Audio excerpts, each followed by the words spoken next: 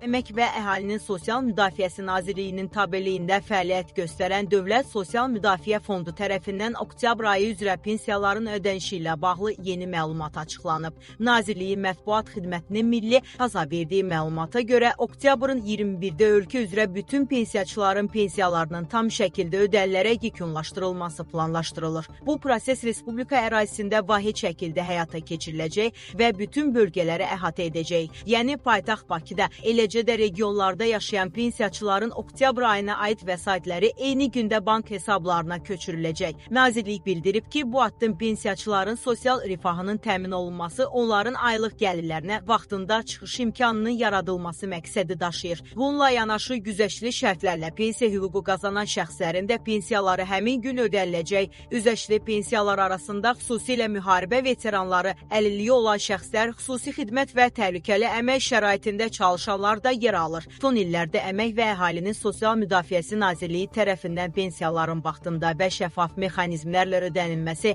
həmçinin vətəndaşların sosial təminat sistemindən rahat şəkildə yararlanması istiqamətində mühüm addımlar atılıb. Elektron xidmətlərin genişləndirilməsi nəticəsində artıq pensiyaçıların böyük əksəriyyəti elektron kabinetlər vasitəsilə pensiya məlumatlarını izləyə bilir. Eyni zamanda pensiya təyinatı və ödənişləri tam avtomatlaşdırılmış sistem üzərindən aparılır. Qeyd edək ki, Dövlət Sosial Müdafiə Fondu hər ayın sonunda pensiyaların ödənişi ilə bağlı qrafik hazırlayır və bu qrafik üzrə pensiya və müavinətlərin vaxtında ödənilməsi təmin olunur. Nazirlik və fond bir daha vətəndaşlardan xahiş edib ki, pensiya ödənişi ilə bağlı məlumatları yalnız rəsmi mənbələrdən Nazirliyin və DSMF-nin saytlarından və sosial şəbəkə hesablarından izləsinlər. Beləliklə, oktyabrın 21-də Respublika üzrə bütün pensiyalar, o cümlədən güzəştli şərtlərlə təyin olunan pensiyalar tam şəkildə ödənilərək yekunlaşdırılacaq və bu növbəti sosial öhdəliyin vaxtında icrası kimi qiymətləndirilir.